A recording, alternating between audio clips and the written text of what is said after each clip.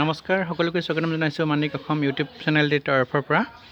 এইবাৰ মই আপোনালোকৰ কাৰণে ডিব্ৰুগড়স্থিত জগন্নাথ মন্দিৰ দেখুৱাবৰ কাৰণে আগবাঢ়িছোঁ। আশা কৰিছোঁ যিসকল ব্যক্তি ইয়ালৈ আহিছে দৰ্শন কৰিছে তেওঁলোকে হয়তো তেওঁলোকৰ কাৰণে নতুনত্ব নহয়, আৰু যিসকলে এতিয়ালৈকে নাই অহা তেওঁলোকৰ কাৰণে এইটো নতুন ভিডিঅ' হ'ব। খুব সুন্দৰকৈ পৰিষ্কাৰ কৰি ৰাখিবৰ কাৰণে চেষ্টা কৰিছে। ৰাম দৰবাৰ, হনুমান মন্দিৰকে আদি কৰি ইয়াত বিভিন্ন দেৱ দেৱীৰ মূৰ্তিসমূহ স্থাপন কৰা হৈছে, আৰু ইয়াতে পূজা পাতল কৰি নিজৰ সংসাৰৰ সুখ সমৃদ্ধিৰ কাৰণে পূজা পাতল কৰিহি হয়তো আপোনালোকেও কেতিয়াবা আহিব পাৰে। মই দেখুৱাবলৈ চেষ্টা কৰিছোঁ ৰামৰ দৰবাৰ।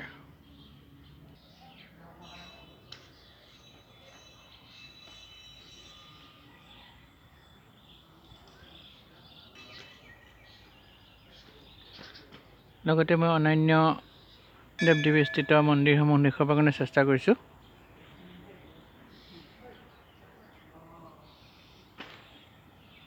এয়া লক্ষী মন্দিৰ।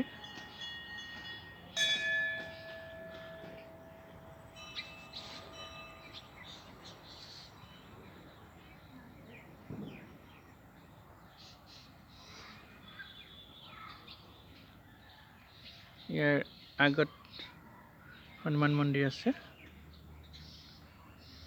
আৰু চৌপাশটো মই দেখুৱাবৰ কাৰণে চেষ্টা কৰিছোঁ।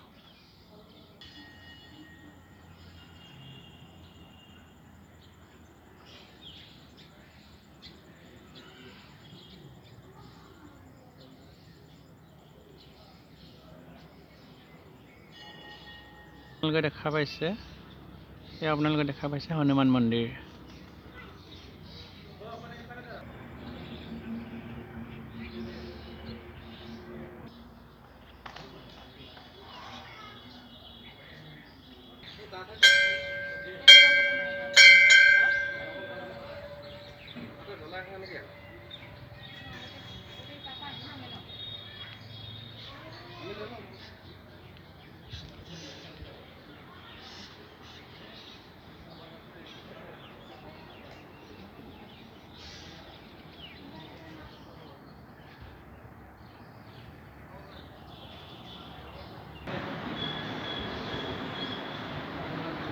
খুব সুন্দৰ এটা শান্তিময় পৰিৱেশ।